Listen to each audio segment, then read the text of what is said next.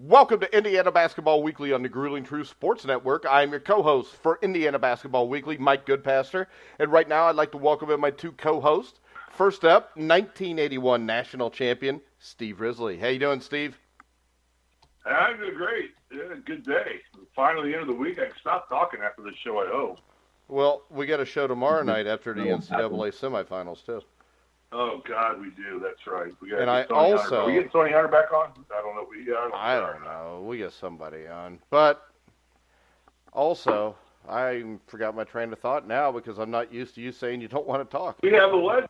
We have a modern-day legend on our show. Yes, and our modern-day legend. Our resident pretty boy. Wait a second. And our modern-day legend just texted me and had to pull out. So we've got Collin Hartman, Big Ten champion. How you doing, Collin? I'm doing great. That's good. All right. So we'll Steve, talk about this later, Mike. Steve, we're not going to do anything. Last time you challenged me off air, you hung up before Steve did. You don't want to get into a phone fight with me. We'll be phone fighting, Mike, and you'll be bleeding from the ears. Mike, I just think... Steve? Did Steve leave? I use the words pull out. So there's so many different meanings down there. You know, it's kind of pretty close to that place where your family tree doesn't fork. So. I don't even know what the hell you're talking about, Steve. But the Indiana Hoosiers are 11-2 and ranked by some people. Should be ranked higher, I think. But when you look at the first half of the season, Steve, what jumps out to you? The resiliency of this basketball team, to me, Mike. I just think that this team, unlike teams we've had in the last, period of time, and I'm not pinning on any one coach or any group of players or like that, but for some reason, this group of kids, along with their coaching staff, has found a way to be resilient in the way they win ball games. I think that's a big asset to take into Big Ten play is just the close games that we're playing and winning. We're winning those games for a long time. We found ways to lose those games. And again, I don't think there's any one point of why it happened. It just had, but now it's a reverse situation. And that's what's important to me is resiliency. All right, Collin, what's your big takeaway from the first half of the season? Yeah, I think that we won games that we should win. I think towards the end we won them the way that we should. We won some big games that, like Steve said, we would normally get thrashed in, or we won the close games that would be that we'd end up losing. So I think that I hate to agree with him, but I mean, no offense, Steve, but and I just think that is our biggest thing. I think maturing throughout the season and maturing early was one of our big things that we talked about being, playing young guys that we are. We have to mature early as a team. And if we can mature and win those tough games and mature by winning instead of having to suffer loss after loss after loss after loss to let this team mature, then we're going to be so much further along, A, as a team, and B, in the eyes of the tournament conversation. So it's just being able to mature as a team, but mature through wins instead of having to suffer a few bad losses to teams that we should blow out. All right, the thing that stands out to me when I look at the stat sheet, Steve, is this. Romeo Langford, Juwan Morgan, and Justin Smith, they have taken the most shots on this team, I believe, or close to it, the top three. And they all three are shooting, Romeo's shooting a little over 50%. Justin Smith's 56%. Juwan Morgan is shooting almost 70% from the field. And the way this team is shooting the ball is worlds away from what it was last year. And I have an explanation for that, too. And I think, first off, it's a testament to Archie Miller's system. I think that's the first part, that he's really using his talent wisely offensively. Defensively, I still am a little suspect defensively. I still want to see them get better defensively. But I come from a coach that was a defensive genius. So I'm probably looking at a higher level than what they're used to right now. But offensively, and here's the deal, because of our quick perimeter play, our quickness of our guards, our shot selection is just really good. And I don't think there's anybody that can really stop. I haven't seen anybody yet that can stop 13 or Juwan in the paint. I mean, he's so quick and so agile for his size. And the shot selection is what's creating. I think I read somewhere on Twitter or somewhere that we may be right now number 2 in the country in field goal percentage, 2-point field goal percentage as a team. Well, right now we're at 53%. So I don't know I think that's anybody's higher than that. I read it on Twitter somewhere. You know, I mean, and of course, everything on Twitter that's put on there is true. You know, and therefore it's got to be accurate. But I just think our shot selection has been extremely good offensively. Colin, what do you think? I mean, why are we shooting so well? You know, why can't we get free throws, Colin? Yeah, we talked about that last week. It's a mental game there. So those guys just have to, mentally change the free throw game. But along with the field goal percentage, it's just guys are taking smart shots. When we take care of the ball, we convert. And one of our biggest problems and has been, traditionally last few years or whatever was turning the ball over. Because we have good shooters, we have good playmakers. It's just a matter of getting a shot up and getting what we want, moving the ball, running the offense, trusting the game plan, and getting a good shot. Because traditionally, we come down and turn it over or have to take a shot clock shot that's not really planned. But this team's doing a really, really good job of getting a shot every time down the floor and moving that ball. Well, see, I think this, Steve, when you got Finney and you got Langford, you add them here.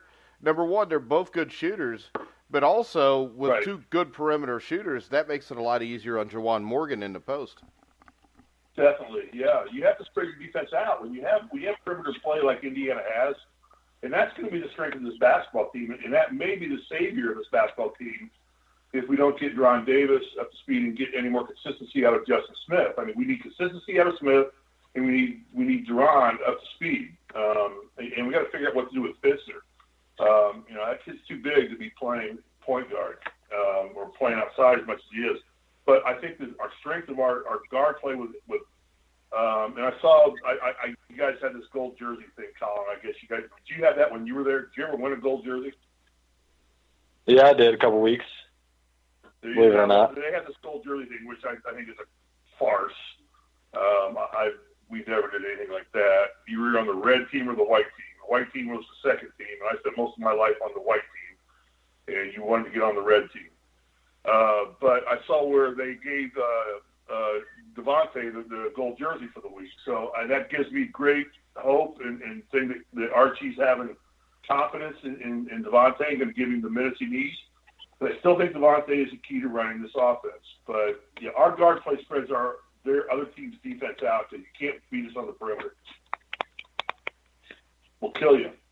The other stat that really stands out to me, guys, I wanted to point out was that, Colin, you and I are both in trouble because 13 games into his career, Langford's already scored 220 points. He's over halfway to you and 40% to me for scoring points. We're in trouble. We're going to move 2 more notches down here real quick. We're going down. I just need him to leave halfway through the season, go to the NBA halfway through the season. Can he just kind of leave halfway through the Big Ten season? Because if he goes, if he leaves stay all season, you and I both slide down another notch, which is like number 855 and 863 or something like that. Yep. Hurt my soul. All right, so we get over you guys' egos. What is the thing you want to see this team most improve in the second half of the season, Steve? I would consider, since I'm asking you, you want to see better interior defense. I want to see better defensive positioning. I want to see better defensive positioning from everybody. It's not just interior defense, because when people always ask me when I played at IU, what position did you play? I said everywhere. We had motion offense, and we moved. We bench mostly. Yeah, okay, I'll take that. I'm sure, sorry, no doubt. I can't help it. I started more games in my career than Colin did. I'll give you that. All right, so I know that for a fact. I looked that stat up. But better defensive positioning, I don't think is a big. If you get better defensive positioning across the board with all 5 players on the court at any given time, post defense goes away because you got guys in place to help out. What I'm just not seeing right now is guys being in the right spot to take away the baseline, take away the drives, to do the number one thing you have to do when you're playing defense is what, Colin? Stop the ball. Yeah. The ball scores the bucket. Ball scores the bucket. And it's exactly right. You're not stopping the ball, so it's not just post defense. It's defensive positioning from all five players, and I'm really surprised that has not become more of a focal point by this time of the season to Archie Miller, or I haven't seen the massive improvement I would have expected to see from that basketball team at this point in time on defensive positioning. Collin, what do you think?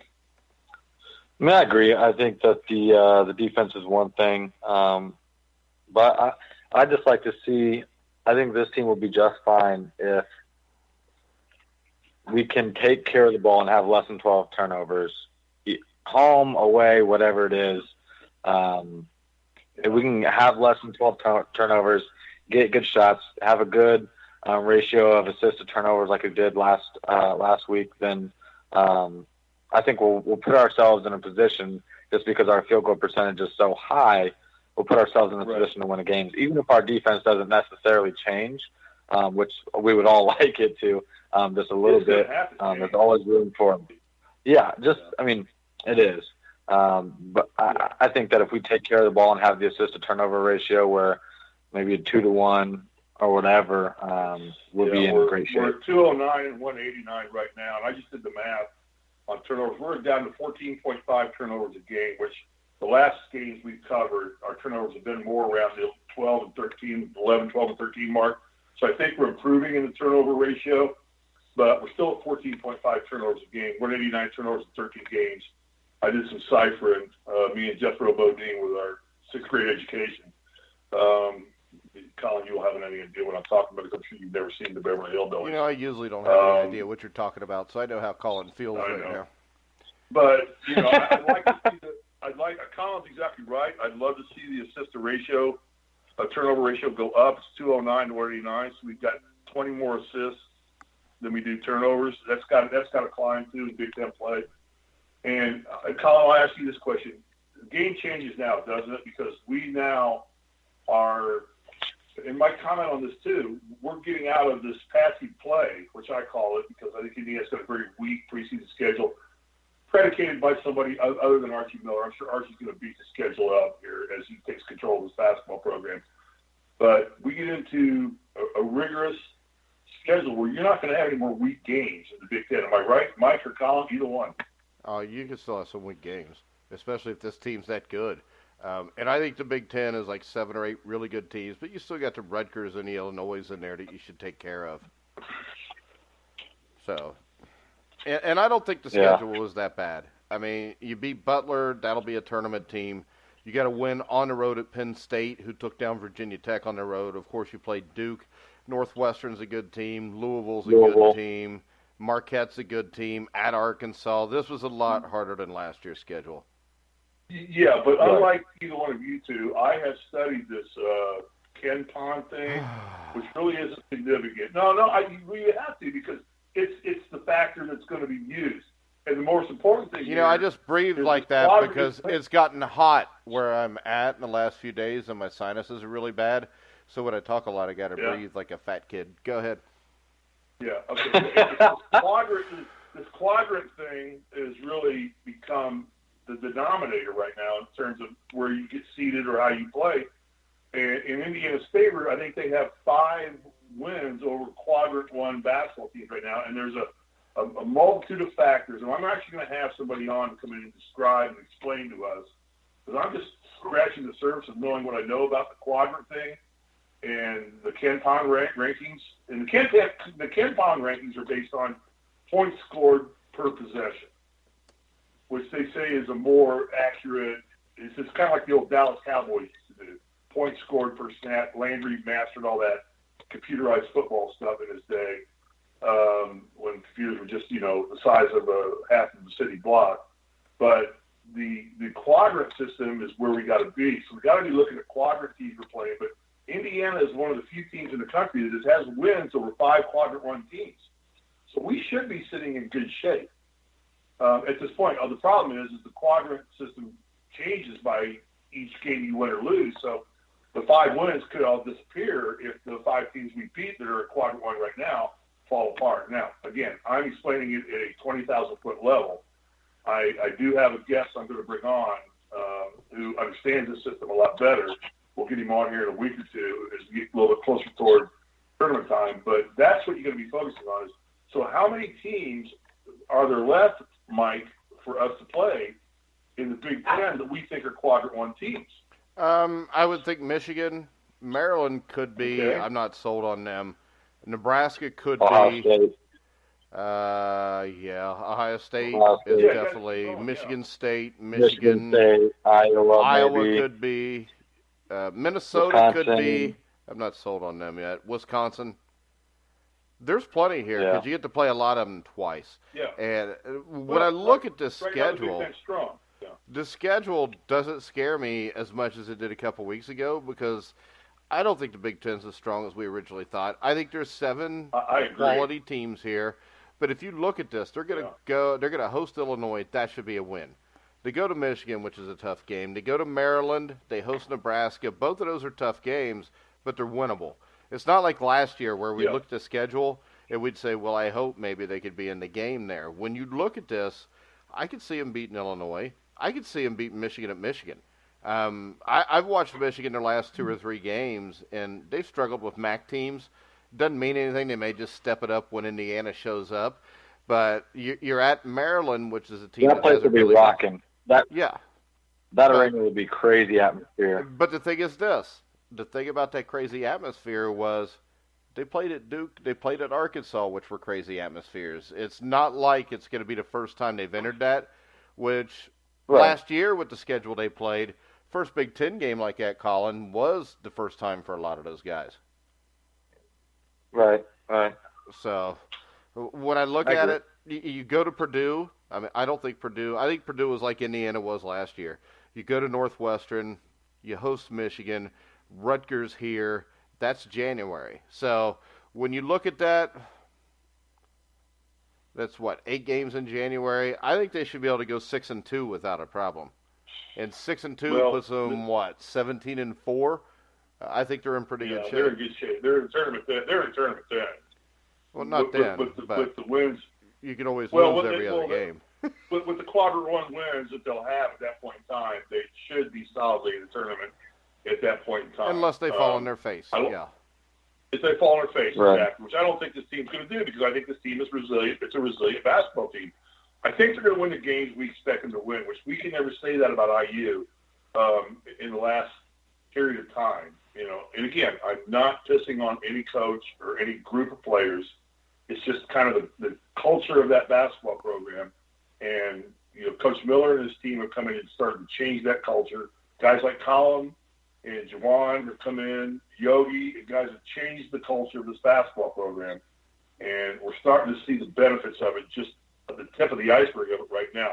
I like the fact that we opened up with Illinois because I think we can go 3-0 in the Big Ten. That gives us a little bit of a cushion because we could easily be 3-2 real quick if we don't play well at Michigan and at Maryland. I mean, we could go from 3-0 to 3-2 real quick. They're both 2 of the better opponents we're going to play in the Big Ten. And then we get Nebraska, and then we got to go to Purdue, which is never easy. Northwestern's a game where that's usually a bigger IU crowd than the Northwestern crowd. Every time I played there, it was either red or purple, and I don't know, Collin, how you felt.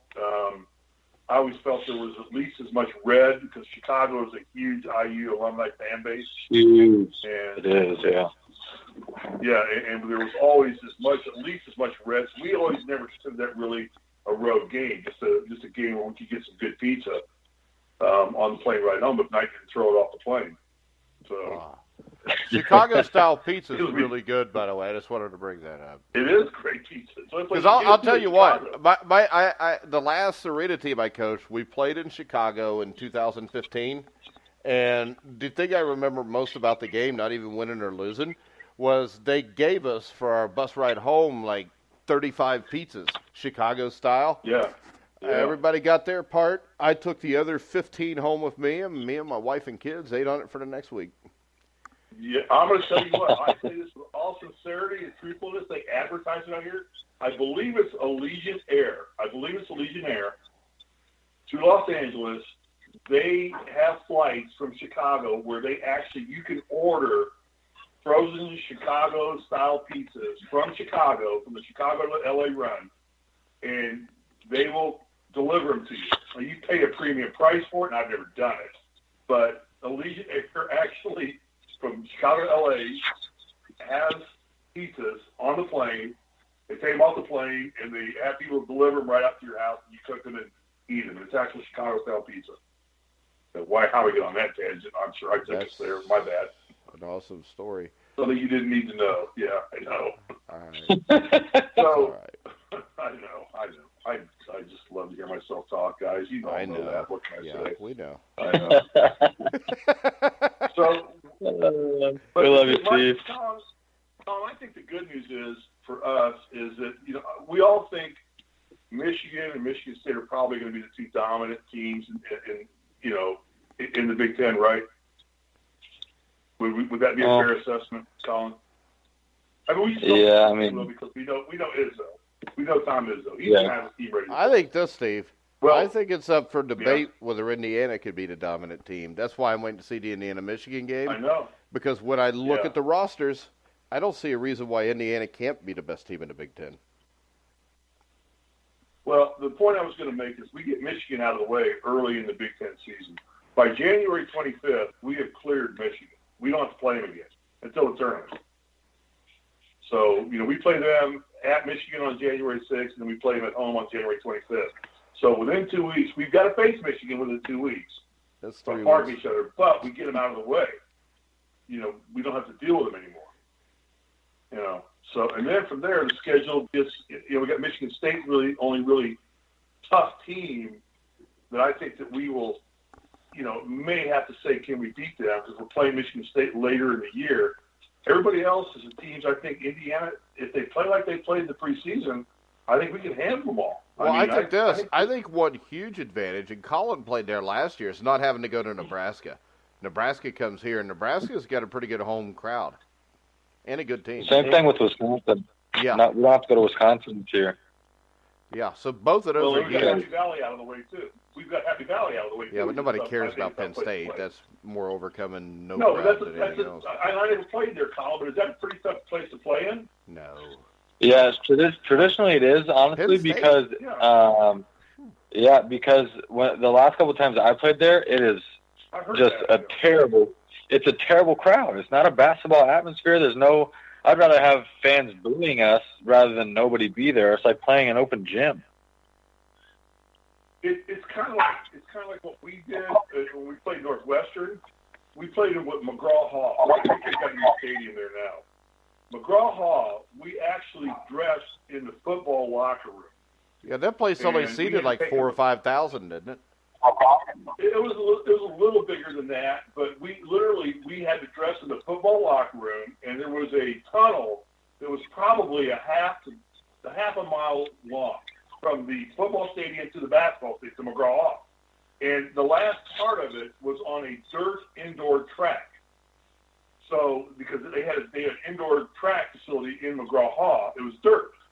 It literally wasn't even considered dirt. And so you're walking across, and there's dust flying everywhere. They have plywood there, so you walk on, but still, that's all covered with dust. So you're on the court, you're going to the bar, you got to wipe your shoes clean, and you got to try and get all the dust and dirt off your shoes. You got it kind of in your nose, and kind of got it everywhere. And I kind of figured that's what Penn State is probably like.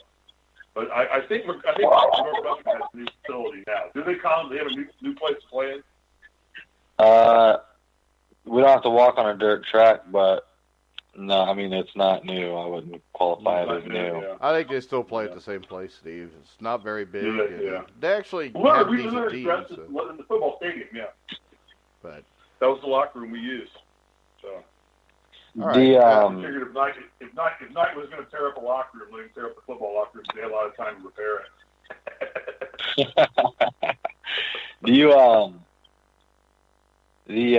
Gosh, what was I going to say? Yeah. I forget what I was going to say. Next question. Colin, the young mind is a terrible thing to waste. Colin, what's wrong with Purdue? What's wrong with Purdue? What's wrong with Purdue this year? Are they a threat or challenge, or what's going on? When they play us, they'll always be, especially when we play there, it'll always be something that we can't overlook as a team, just because they are, in my opinion, the redheaded stepchild. No offense to any redheaded stepchildren out there. And they hate us more than we hate them. And they did beat Maryland earlier in the year. I mean, they're not a bad team. They're not a bad team. They have arguably one of the best players in the country in Carson Edwards, that can give you 30 to 40 points a night just because he's so explosive. And they have decent support players. So in my opinion, there's no cakewalk games in the Big Ten. There's just not. Yeah, not this year. I don't believe there is either. None. I think that there's going to be games easier than others, but there's not going to be any games that we can just show up and win. Rutgers. See, I disagree with that. I don't think Rutgers is very good. I don't know. East Coast basketball, those guys, but they're rabid idiots out in the East Coast. They love their basketball. They think they're Indiana. Well, the state of Indiana. Rutgers has been blown out by Fordham. Let's see, they did beat Miami of Florida, but St. John's beat Rutgers by 30. St. John's is undefeated, but they haven't played anybody. I think Rutgers is not going to be very good, but it is at Rutgers.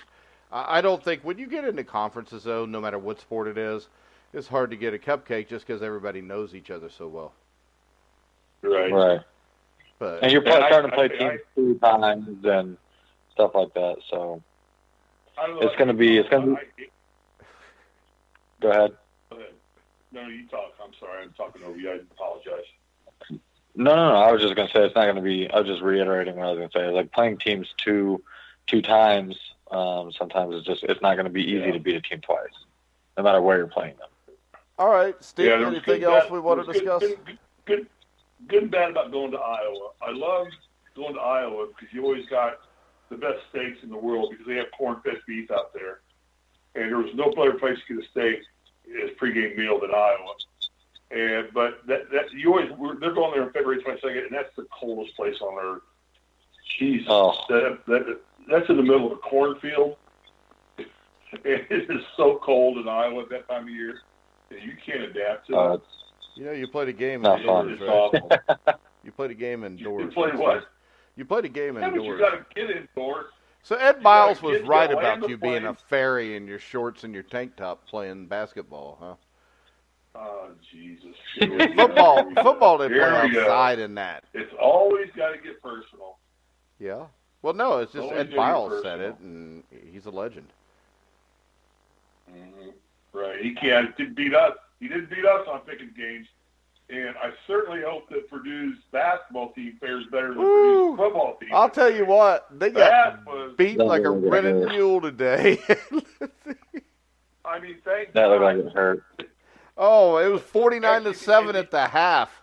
And I think Auburn should have punched it in at the end of the game just so they could have had a nice round number. My son and I were talking. I said, Ross, does college football have the skunk rule like in Big Pong when you're up 9-0? It's a skunk.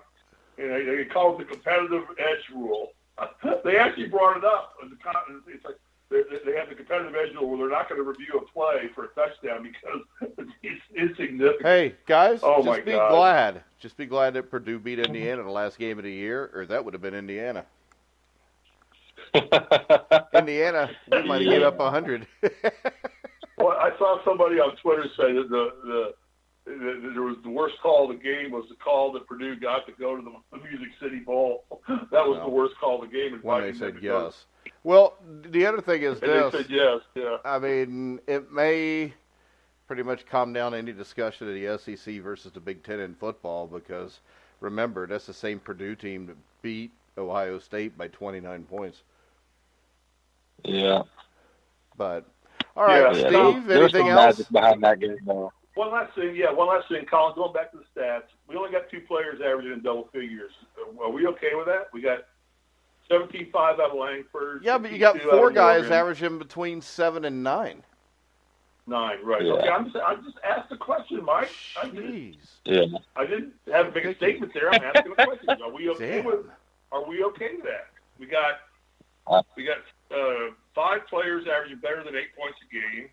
Are we good with that? Oh, yeah. Heck yeah. You can't guard that. Yeah, so It's that's very like, difficult to guard. That's like 60 points a game from just your starters. Right, and that's going to win you a lot of basketball games if you learn to play defense. If you can pick up another 15 to 20 from your bench every night, you're damn near impossible to beat if you play any defense. Collin, I know, and one last thing is that we'll end the show here. Collin, I know you go down there and party with those guys because you can't get away from your Joe College days. I think you're heading down to Bloomington right now because Devontae said you're meeting him at the rec in about an hour and a half to buy him drinks illegally, but that's okay. Oh, yeah. How's the injury report, Collin? What do we know? Are guys getting healthy? Are we getting guys better? Or what's going on with the injuries? Who's hurt? Who's not? What do you know? I don't think. I think. Well, hey, Steve.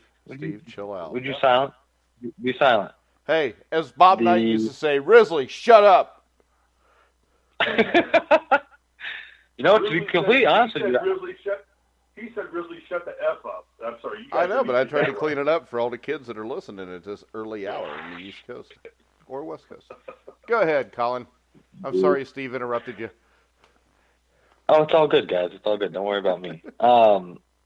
I think at this time now you guys they have a little gap, and it's going to be great for them just because the guys that are hurt with ankle injuries or whatever it may be are going to get that time to heal and stay off it a little bit. I don't know a whole lot on the injury report right now, to be completely candid with you.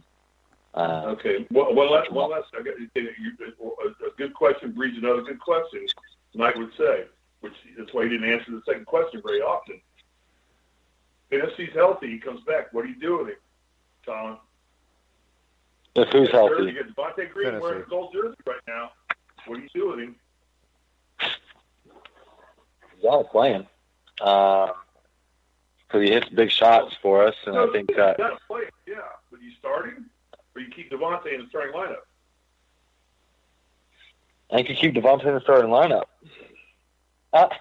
There's a weird dynamic with that because we talked about last time how Devontae is so good coming off the bench with some energy and making shots and having fresh legs and everything like that. And you have the aspect of Rob that is stable and can start a game off right and make big shots and make smart plays and come in with a level head. That's the way I would go. Knowing those guys, I fully believe that Devontae wants to start. Why wouldn't you want to start? Otherwise, I mean, it's just a mindset game of that, and I don't really know where Devontae's at with that, if he's okay with really coming off the bench or if there's going to be a point in time where he's like, look, I want to be starting. I should be starting. I don't know. There's just a weird dynamic with that, to be completely honest with you. My personal opinion would be good. My personal opinion would be to have Devontae come off the bench because he's going to be stepping in the game with fresh legs and be able to hit the ground running with those guys that have already been up and down the floor for 4 to 6 minutes. Yeah, and when you look at this, the thing that stands out to me, and I didn't think it was this close, Finney's averaging 26 minutes a game. Devontae's averaging 23. It's not that big a difference. Yeah. It'll even out. Yeah. So, all right, Collin, anything you want to throw in before we wrap it up? No, I'm just excited. I'm really excited to see how they play coming off this little break, this little stretch here. I know the guys got to go home for a little bit and everything like that, and then come back in. And I'm anxious to see how their mindsets are relocking in from the break, the couple days off that they got, and hit the ground running, or if we have a lull. All right, Steve. Yeah, thank you for giving me the opportunity to speak one more time because I love to hear myself talk. 37 minutes. We're at 37 minutes, just so you know. I know. We're done. Okay. We're done after this because this will be the most intelligent thing that's been said all night, what I'm about to say. The most encouraging thing for me that has happened to this basketball team in the last 2 weeks is that Devontae Green got the gold jersey. I just think that, to me, what I've harped on is they need a leader of this basketball team. They need an on-court leader. I've harped on Devontae being this guy, and I think that for Archie Miller to give him the gold jersey signals the confidence level that Archie's starting to develop in Devontae Green. I think that takes it to another level for this basketball team. If he keeps that confidence in Devontae, and lets Devontae become the vocal leader of this team on the court. That's the most encouraging thing I've seen of this team in the last 2 weeks.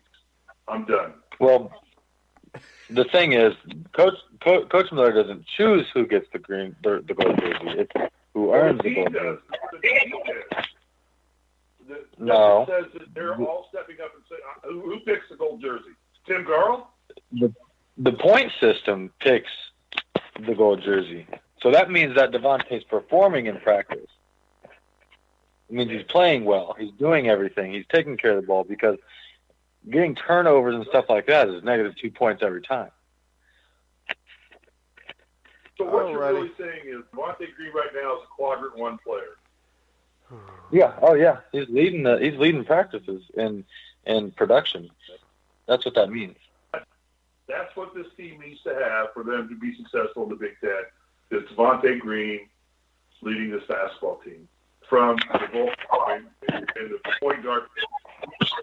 Mike, make your comments. Do what you want to do. All right, we are done for tonight. We will be back Thursday night, I believe it is, after the Indiana-Illinois game. Make sure you check us out then. Also, if you can't get enough of the sound of my voice, I will be back in 20 minutes on the GridleyTruth.net interviewing Chicago Bears tight end Daniel Brown. Remember, you can send us any messages, and at some point I'm going to check them and we'll ask your questions on air at Grilling Truth. You can hear all of our shows on iHeartRadio, iTunes, TuneIn, Spreaker, Stitcher. Wherever you find sports podcasts, you'll find the Grueling Truth. So for Collin Hartman, Steve Risley, I'm Mike Goodpaster. You've been listening to the Grueling Truth, where the legends speak.